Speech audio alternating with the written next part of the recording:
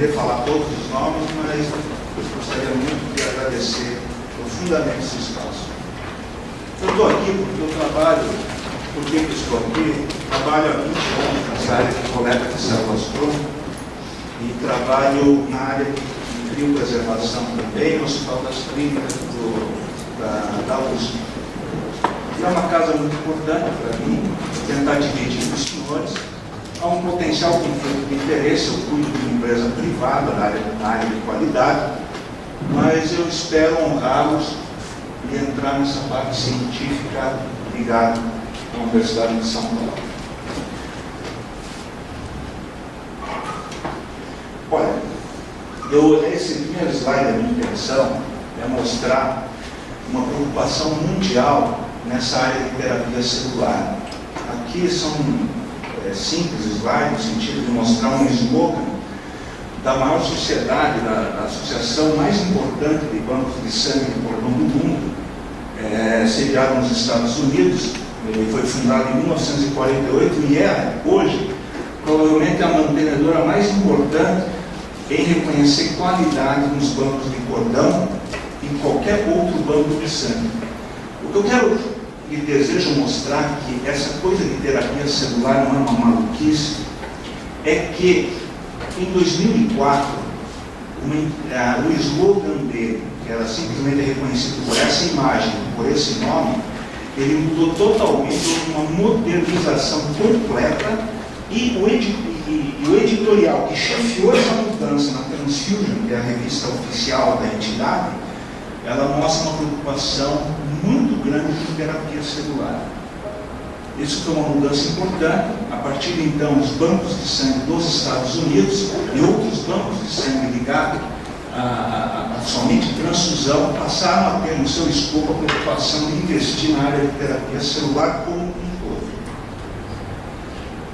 Eu acho que quando a gente fala em célula-tronco, na minha opinião, eu acho que nós não podemos, eu não posso esquecer um pouco da história da medicina. É muito importante que nós entendamos a história para a gente compreender o futuro.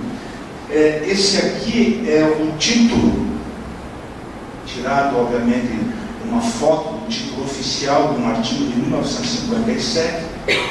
O autor principal foi o Donald Thomas, foi laureado pelo Prêmio Nobel de Medicina de 1990, principalmente por esse artigo, obviamente uma história de ciência, onde nada mais, nada menos, esse professor recém-falecido, ele estudou a célula-tronco e estudou a capacidade da célula-tronco de uma pessoa ir para outra e criar novamente um mundo sanguíneo. Ou seja, ele foi o pai do transplante de medula óssea. Nesse primeiro artigo ele pegou 6 pacientes, veja bem a data, 1957, ele tirou a medula de alguns doadores e infundiu em 6 pacientes num campo totalmente desconhecido. Para o benefício da gente, ele comprovou que a célula-tronco tirada de uma pessoa e que foi a outro indivíduo, ou seja, ela foi transplantada, ela foi capaz de sair de uma única célula e desenvolver diferentes tipos de células e funções, como a hemácia, os glóbulos brancos e a plaqueta que está aqui. Isso foi um passo enorme, gente, na medicina. Se não fosse esse artigo, nós não estaríamos hoje tratando de leucemia, linfoma e outras doenças que andam por aí, tá certo? E aqui eu queria chamar a atenção do conceito de célula-tronco. Embora todo mundo por aí fala célula-tronco forma coração, célula-tronco forma osso, mas o pai da matéria começou aqui, que uma célula totalmente, em tese inexpressiva, ela consegue se desenvolver e multiplicar em outras semelhantes a ela e formar células com diferentes funções. Praticamente ele também foi o pai prático da definição desta célula. Aqui também tive o prazer de conhecer esse autor, Mark Pivinger. Eu acho que é um dos artigos mais importantes publicados nas últimas 2 décadas do qual suscitou a possibilidade de fazer com que uma célula-tronco forme diferentes tecidos.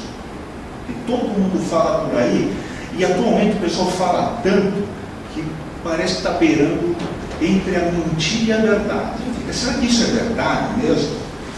O fato é que o professor Mark Pittman, publicado na Science em 99, ele conseguiu mostrar de maneira reproduzível em vários laboratórios, tirar a célula-tronco mesenquimal, e aí, diferente daquela que produz sangue, ele deu o título de mesenquimal, ele formou diferentes nichos de tecidos, e que não era do sistema sanguíneo. Isso foi um passo importante, pelo menos a título laboratorial, de que um cientista renomado e reproduzível do experimento, o que é mais importante, saía de uma célula também inócua, tronco, e que pudesse, conforme o estímulo, formar nichos teciduais diferentes. Aqui só para dar um exemplo, e por isso que o pessoal fala muito por aí, a célula-tronco forma osso, a célula-tronco forma cartilagem, a célula-tronco pode formar tecidos adiposos. Veio um pouco dessa teoria bem escrita, mas muitas vezes mal utilizada e exagerada. Aqui está meio estranho, mas eu vou começar a falar a preocupação que hoje quem trabalha em transplante tem. Eu gostaria de passar muito a vocês. Eu acho que talvez seja a base das transformações ligadas a bancos de cordão e transplante que estão ocorrendo por aí. Muitas vezes a gente não está entendendo. Eu tirei, é um índice que eu tenho, acompanho sempre o IBGE, o último índice que nós temos confiável mostra que o número médio de filho por mulher no Brasil, ele está tendo uma queda vertiginosa, chegando a ter menos que 2 filhos. Acho que isso nós vemos na prática, né? A gente vê casais por aí, provavelmente com um único filho. Quando você tem 2, tem muito. 3 é quase impossível você encontrar um casal.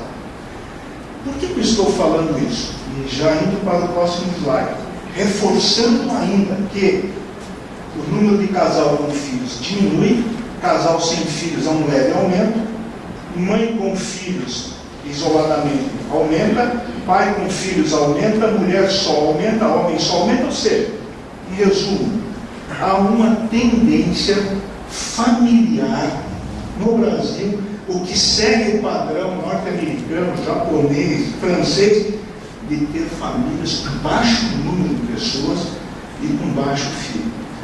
O que a saúde pública está pensando e que já veio nas principais revistas? Eu não estou fazendo propaganda da Veja, mas eu guardei essa capa porque tem muito, depois de 20 anos, eu vi nos Estados Unidos essa preocupação, eu vi essa pergunta, igual o que era feita na revista da época: cadê os bebês brasileiros?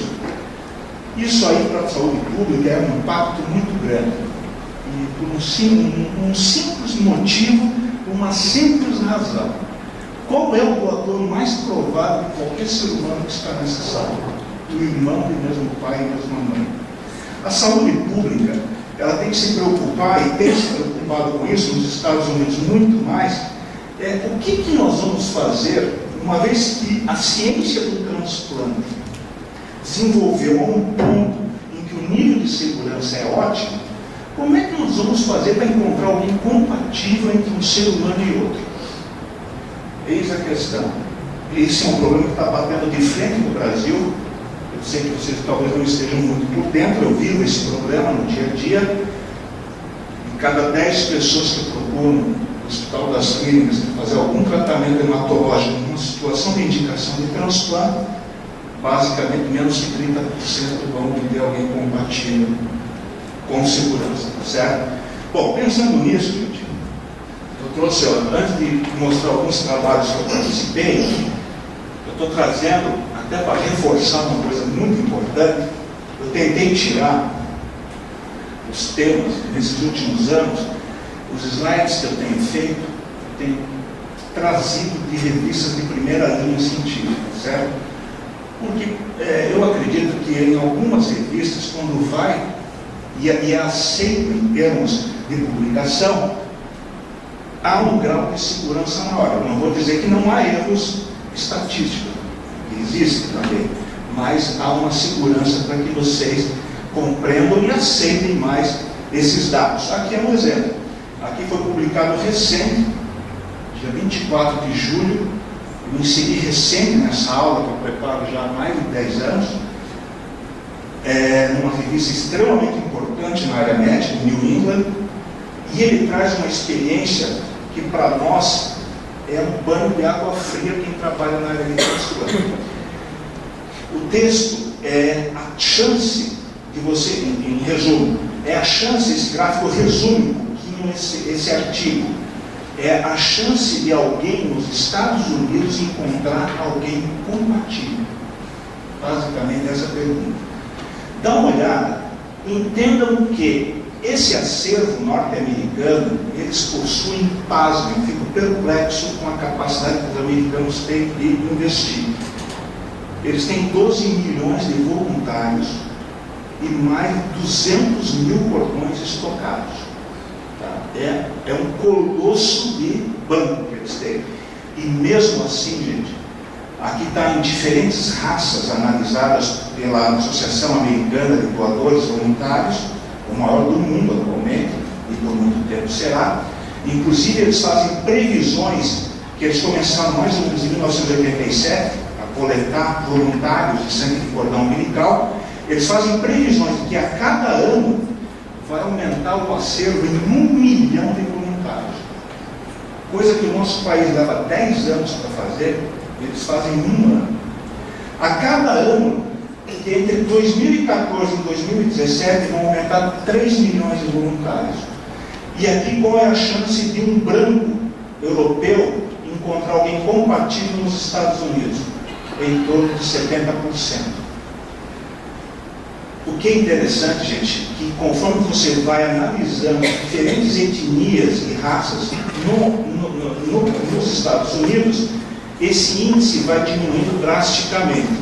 Para você ter uma ideia, a média brasileira, se nós enviarmos uma amostra, eu solicito praticamente todo mês algumas amostras, uma possibilidade de encontrar alguém compatível nesse acervo. O real que eu posso passar para vocês é em torno de 30% a 40%, que provavelmente bate um pouquinho com índices hispânicos, como está aqui, ou talvez nesse índice até um pouco pior, que vai em torno de 15%. É péssimo.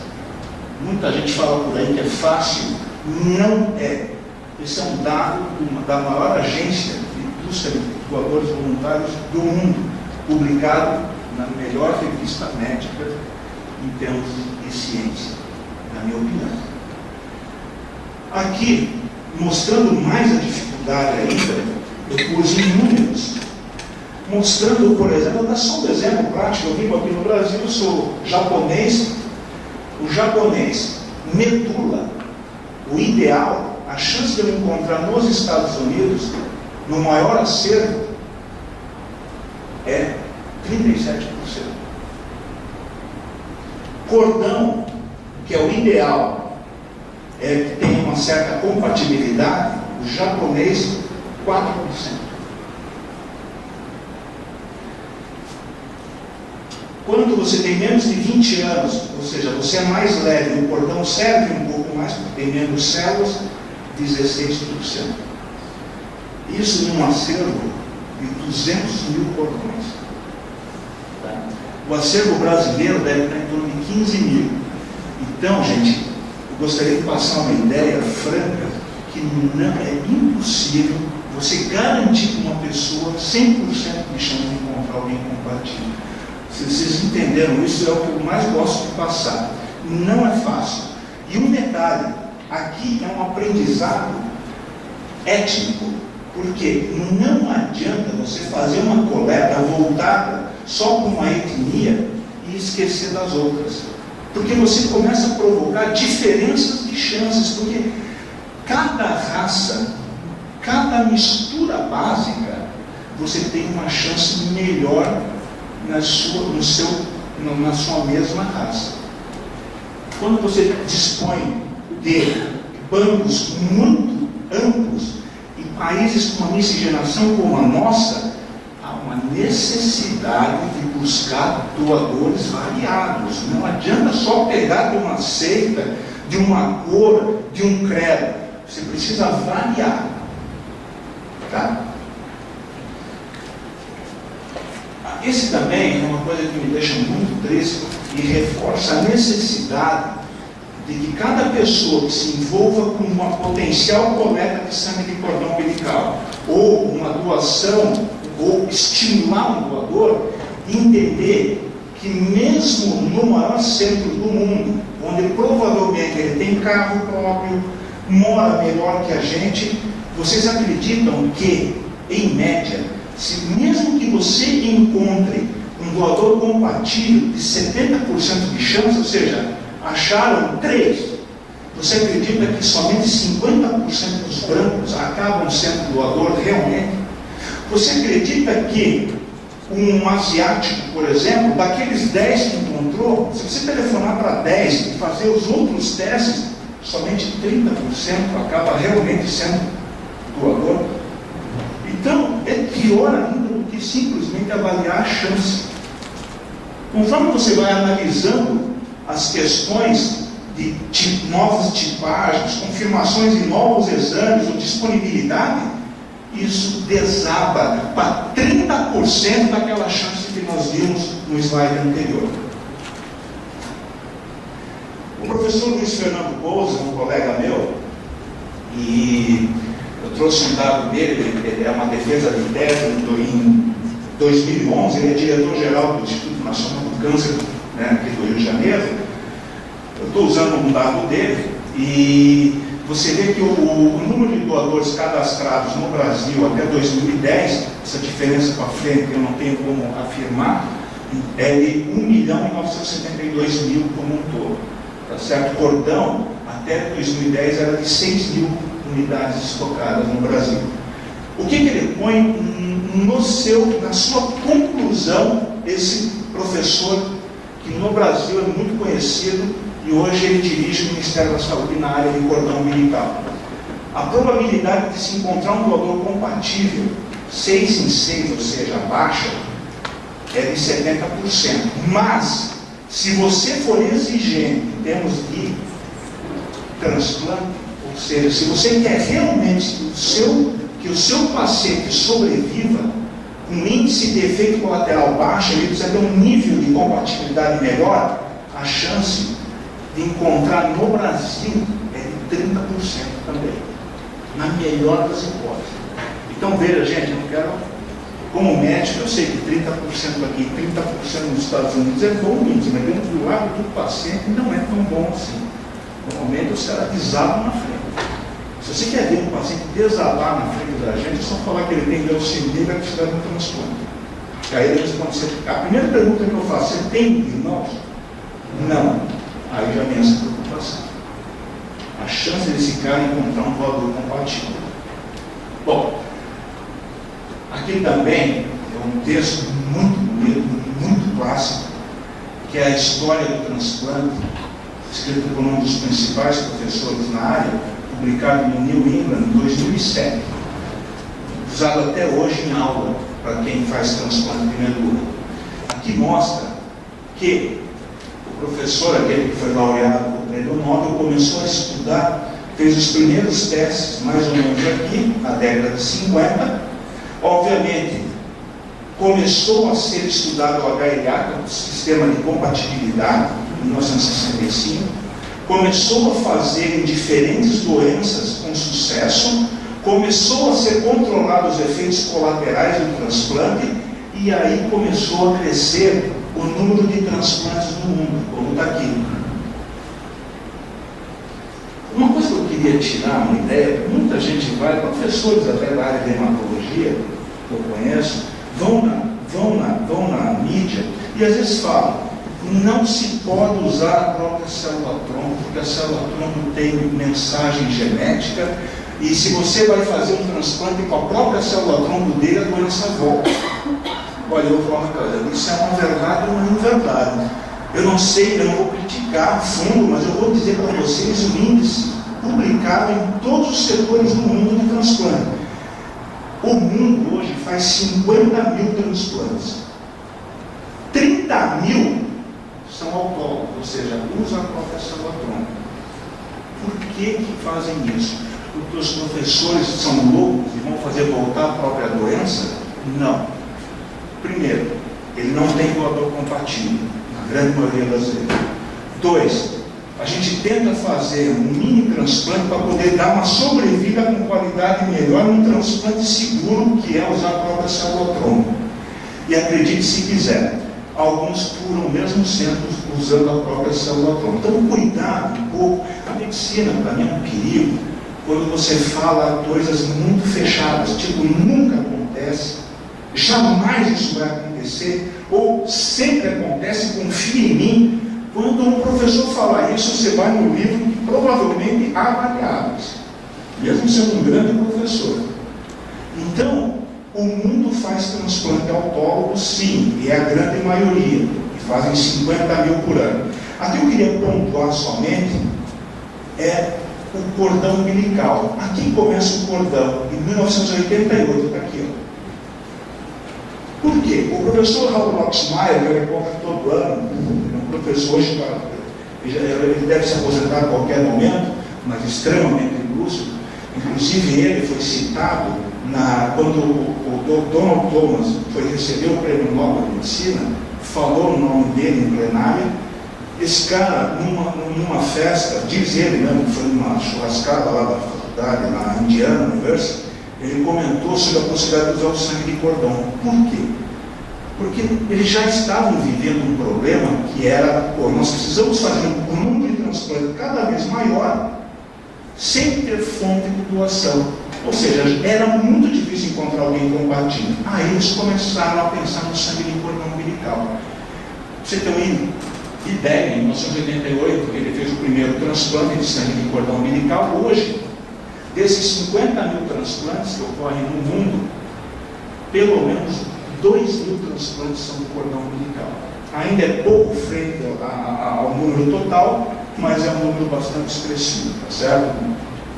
Vindo que começou em 88 e começou de um mundo. Aqui é o maior centro de controle de dados de transplante no mundo. Tá? Aqui participa no Brasil o INCA, o Hospital das Clínicas, o Einstein e, dentre outros, principais hospitais na área de transplante. O que eu quero deixar claro, chamar a atenção, vendo de um outro centro considerado importante, o número de transplante dentro dos Estados Unidos, que representa usar a própria célula-tronco, e quanto representa usar célula-tronco de uma outra pessoa, chama alogênico, certo?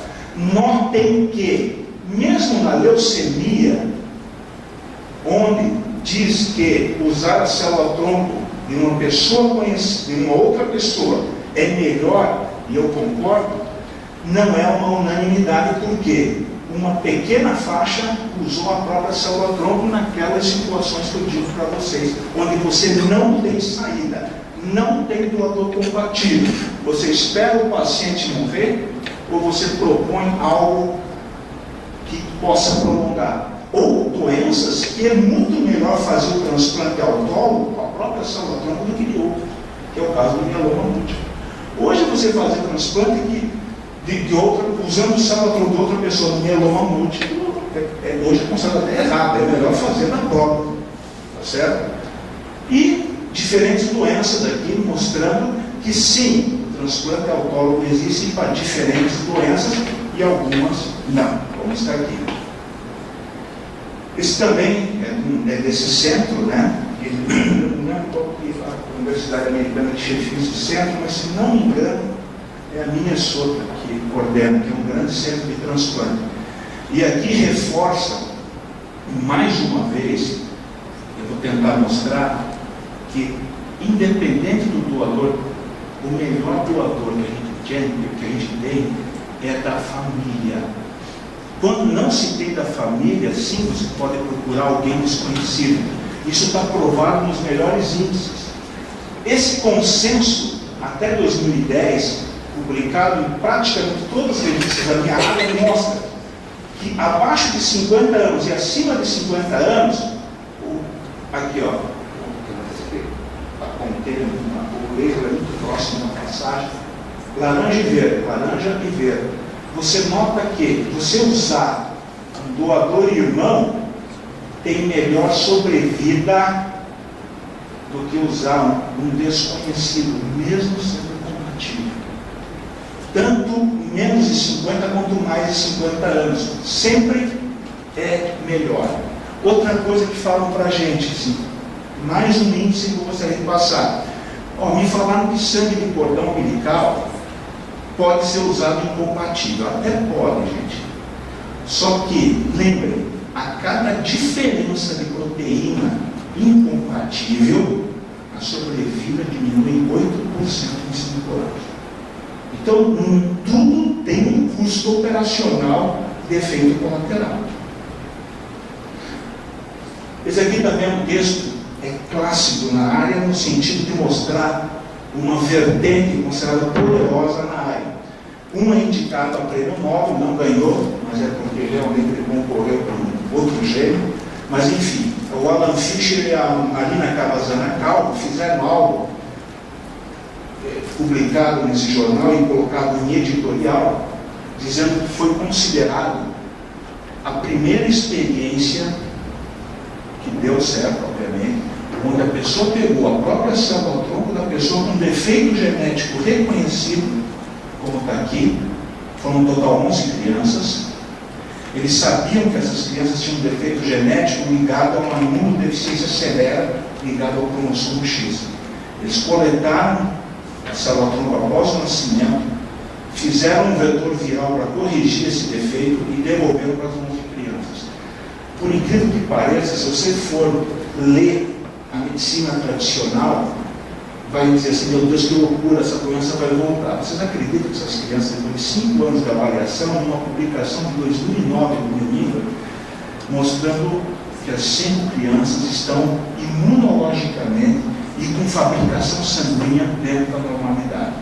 Tá certo? É um passo importante, é muito usado pelos que defendem o transplante autólogo da própria pessoa, no sentido de que também daqui a alguns anos, ou talvez décadas, será possível corrigir defeitos genéticos, certo? O James Watson, também prêmio Nobel de Medicina, pela dupla hélice do DNA, num artigo de uma página, acredite se quiser, ele coloca em relação à terapia genética, que eu acabei de mostrar, publicado nesse livro, que é uma autobiografia dele, praticamente na área científica. Talvez leve algum tempo até que possamos afirmar convictamente que conseguimos neutralizar todos os perigos imagináveis. Mas acredito que o potencial dessa tecnologia, no slide anterior, de nos livrar da praga das doenças genéticas, é simplesmente enorme demais para que a medicina render as costas. Portanto, depois disso, o mundo começou a fazer, ele era um prêmio Nobel de Medicina. Chefe de um dos melhores institutos de terapia celular hoje, em Nova York, acho que ele já nem está mais, deve ter aposentado, para falar a verdade. O mundo inteiro começou a fazer trials clínicos, ou seja, protocolos clínicos. Aqui está um número recente, é de 2014, eu peguei um dado recente, mostrando que está indo por aí. Só que é muito caro esse tipo de pesquisa, vide que o Brasil não está nessa lista aí. Se o Brasil tiver uma terapia, se não me engano, tem um só protocolo, e mesmo assim está parado. Mas vê-se que nos Estados Unidos hoje tem 1.312 em andamento. Tá? O que perigo inimaginável o professor James Watson estava falando é que o maior perigo de se alterar a genética de uma pessoa é o desconhecimento que o mundo tem de que, se você alterar errado, qual é a consequência que isso pode ter no ser humano? Basicamente é isso, certo? Aqui também, gente, esse é um texto, eu sinceramente eu leio esse texto quase toda semana, porque é um aprendizado, gente, é um aprendizado de transplante. Você sabe que eu acompanhei muito transplante do Frederico Duller, que é o diretor de transplante do HC, hoje ele está fora, já não é mais o diretor. Você sabe que pessoalmente eu vi muitos transplantes em que a gente fazia, obviamente, para tratar a leucemia, para recuperar um linfoma, e pacientes vinham para nós falando que havia, mostrando até com resultados drásticos, que às vezes um paciente que tinha uma insuficiência cardíaca, classificação 2 para 3, ia para 1 para 2, por exemplo. E a gente sempre ficava com essa pergunta, mas caramba, por que será que um paciente que entra num transplante, onde você bate no cara, usa drogas para matar ele, como é que o cara entra com um índice cardíaco péssimo? Pô, você espera, vai morrer. E o cara melhora o índice cardíaco. Às vezes nem melhora a doença que a gente atacou, mas melhora o índice cardíaco. E aqui está um grau de resposta que isso sempre me intrigou numa publicação até não recente do New England, mas de um professor fantástico, Martin Corbin, que ele mostrou o seguinte, que eu vou esquecer um pouquinho isso aqui e vou tentar explicar essa tabela. Na verdade, ele pegou 6 transplantes, 1, 2, 3, 4, 5, 6, onde os sexos eram iguais. O de 1 a 3, o sexo era o doador mulher para receptor mulher, o 4 a 6, homem para mulher, o homem para homem. E o que ele mostrou? Que quando analisaram o X e o Y, se é de mulher para mulher, provavelmente você não vai encontrar nenhuma célula XY, que é de homem. Se você usa de homem para homem, homem para mulher, provavelmente você vai encontrar um alto índice de células positivas no pós-transplante. Mas olha que interessante, o que ele chama a atenção é que quando ele começou a analisar transplantes onde eram realizados o receptor mulher e o doador homem, ele avaliou os tecidos que não são sanguíneos. E olha que interessante, no fígado, no tecido do fígado, no tecido do trato gastrointestinal, no tecido da pele, ele marcou duplamente um XY e do tecido que estava estudando. Ele começou a notar e na conclusão ele coloca isso. Esses encontros sugerem que existe uma população de células-tronco circulantes com a capacidade de diferenciar em células epiteliais e hepatócito. Ou seja, dentro de um mundo onde se pensava que a célula-tronco ia resgatar somente o sistema sanguíneo, ele passa a verificar, numa revista de primeira linha publicada, que aquela célula do doador passou a pertencer a tecidos que não eram sanguíneos e vivos. Então isso abriu uma porta imensa para a terapia celular. E obviamente, se a gente for ver numa evolução, eu falei até agora, nós temos obviamente entre a embrionária e a célula adulta, a formação do indivíduo, ele se preserva a 3 folhetos germinativos, lembrando aí o crescimento embrionário, e na mesoderme, a célula tronco mesenquimal e a célula tronco hematopoética, que eu havia comentado nos 2 primeiros slides. A colocação dele passa a não ser aquela vertente histórica da medicina, que é cada folheto germinativo, obviamente, vai formar o seu devido tecido. A pergunta que ele coloca na conclusão, que eu não coloquei aqui, mas estendendo o assunto, é: será que uma célula tronco hematopoética poderia formar, portanto, outros tecidos? E será que a célula tronco mesenquimal está fazendo esse papel? Cara, é uma pergunta que até hoje não está respondida, por falar a verdade, mas está muito bem colocada nesse artigo, considerado um clássico na área. Aqui são experimentos que eu faço, mostrando, obviamente, que a célula tronco mesenquimal tem essa carinha em placa de cultura. Eu coloquei esse slide mais por isso, certo? Mostrando que ele tem esse padrão fibroblástico, e quando você faz uma confluência, isso transborda. Então a célula tronco mesenquimal passa a ser uma célula muito estudada, porque é fácil de fazer a sua expansão e a diferenciação para osso, aqui no caso, não vou entrar nos detalhes de marcação. E vamos entrar com essa professora, a Joanne Kurtzberg. Também infelizmente eu não converso muito com ela pela distância pessoal, mas ela me encontra todo ano. Ela dá uma aula sobre esse assunto que eu estou querendo mostrar para vocês. Que é um assunto hoje que está mais ou menos explodindo, quer dizer, na verdade há 2 anos explodiu e hoje eles estão querendo ver o que está resultando disso aí. Publicada também numa revista de primeira linha, né, de transplante de medula, recente, ela coloca o resgate da injúria cerebral neonatal, causada por hipóxia, usando sangue de cordão autólogo. Ela, na plenária, falando sobre isso aí, foi um tiro para tudo quanto é lá. Primeiro falando por que usa autólogo, por que usa halogênio. Você está falando em autólogo porque você quer defender o serviço privado. O fato é que essa mulher é uma cientista de primeira linha. Dificilmente ela falaria em função de um ou de outro, em função de defender o setor privado, ou querendo atacar o setor privado de outra maneira desconhecida.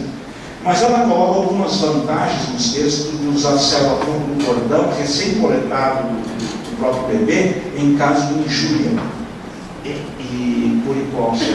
Não sei a causa da hipóxia, mas levando a uma hipóxia cerebral.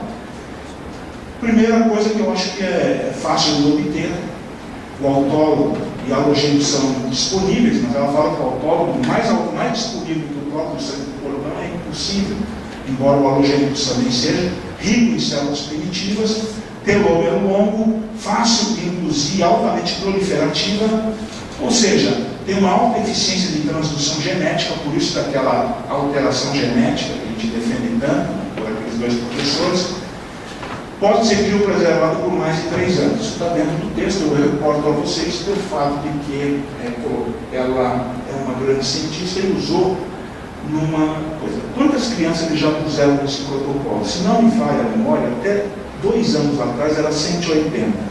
Segundo um colega meu conversou com ela, está passando de 300 crianças que sofreram injúria neonatal e ela coletou sangue autólogo para poder fazer esse resgate.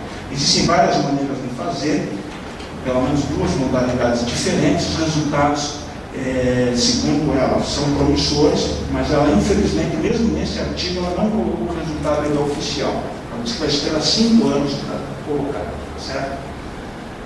Aqui é um trabalho que eu fiz no Hospital das Clínicas, ajudei a fazer no Hospital das Clínicas. Ajudei o professor Darcy, o professor titular de medicina da ortopedia da USP. Ele me procurou, ele tinha selecionado 39 pacientes e perguntou para mim qual seria a melhor maneira de tratá-los para tentar fazer a reconexão do trauma raquimedular, o trauma da medula espinhal. Todos eram tetraplégicos, né, ou tinham uma mobilidade muito reduzida na parte superior, né, nos membros superiores, e foi uma briga. Você imagina um hospital das clínicas, onde se chama 8 pessoas que trabalham com célula-tronco para opinar qual é a melhor fonte. O fato é que ele acabou escolhendo o que eu tinha opinado, não sei se foi a melhor escolha, mas eu acabei sendo escolhido a ajudar, a coletar. Eu coletei também, um dos pacientes foi a deputada federal Mara Gabrilli, que é uma cadeirante. Nós coletamos de 39 a célula-tronco periférica, ao invés de coletar da medula ou do sangue de cordão, que já eram adultos, eu coletei o próprio sangue periférico. Eu joguei uma droga estimulante, a célula-tronco saiu da medula para a periferia, e nós coletamos com aféres, né, concentramos. E na radiologia digital, nós infundimos na área onde foi a lesão da medula espinhal. Né?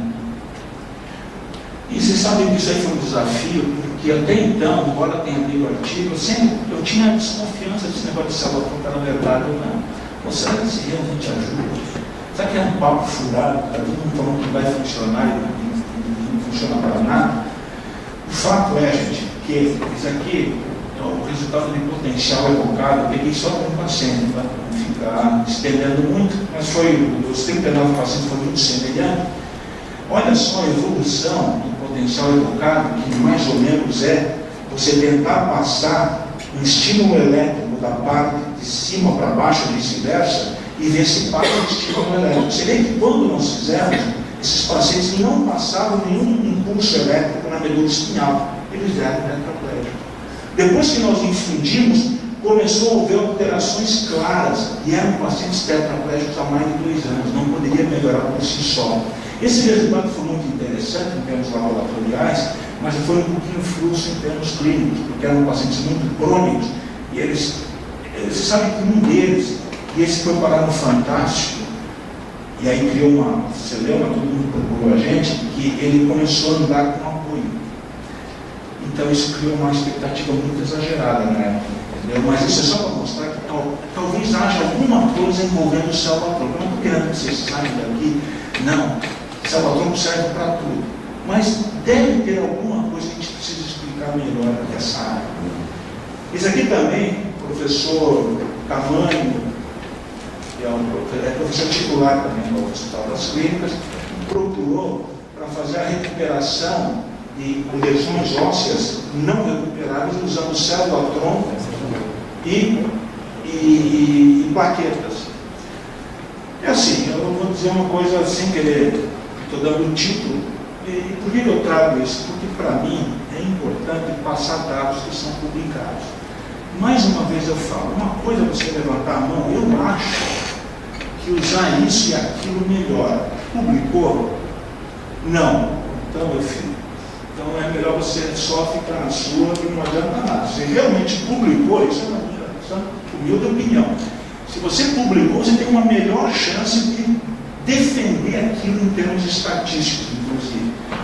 Nós fizemos, o que eu posso dizer para vocês que é possível que a célula-tronco realmente, e mesmo usando o próprio paciente, não vai causar doença e deve trazer algum benefício. Nós recuperamos vários pacientes no Hospital das Clínicas usando célula-tronco da própria pessoa. Esse aqui foi o grupo da Escola Paulista e daí do Instituto Butantan. Eu também usei célula-tronco da medula e alguns fatores de crescimento plaquetário para tratar 72 pacientes com déficit ósseo completo aqui na face, também com recuperação praticamente na totalidade.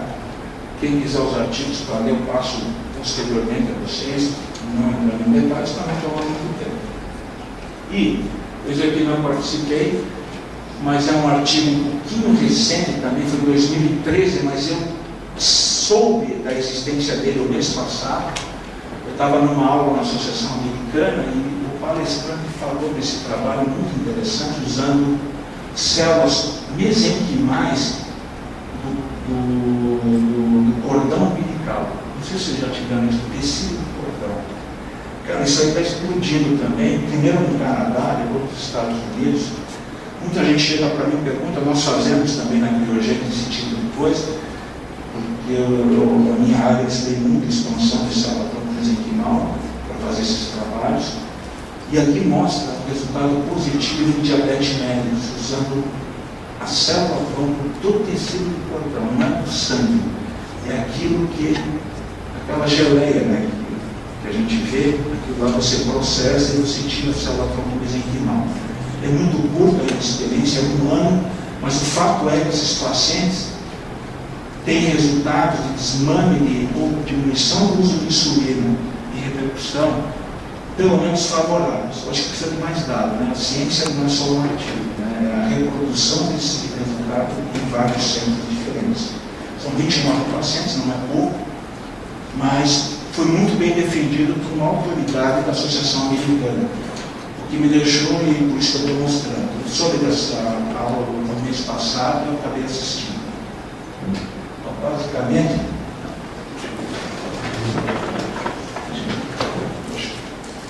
não sei se estendi demais, mas não sei se a minha intenção,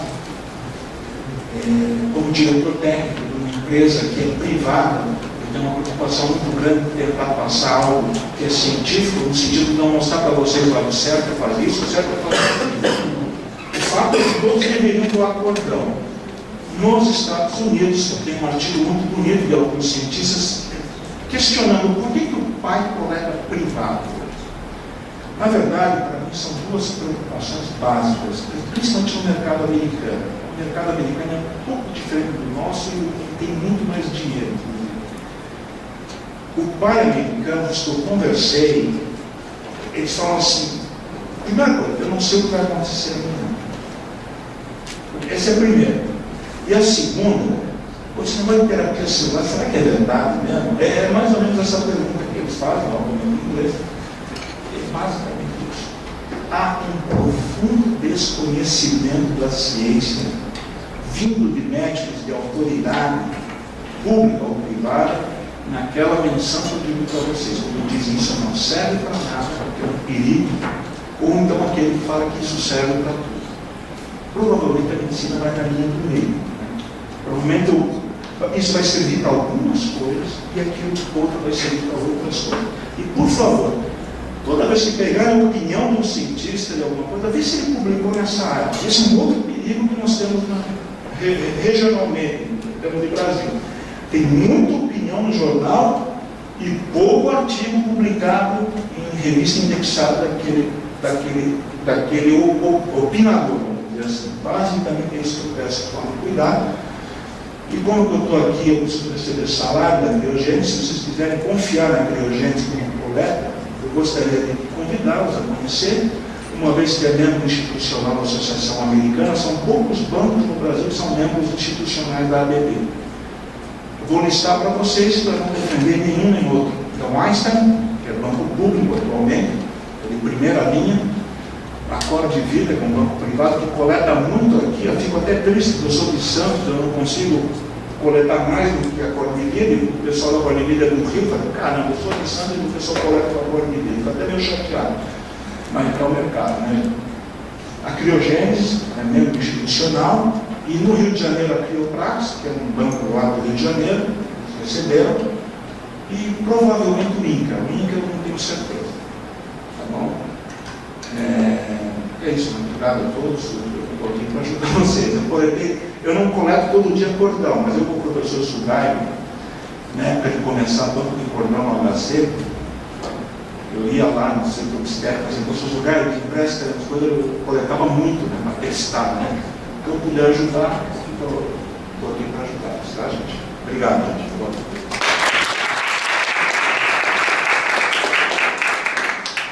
Bom, pessoal.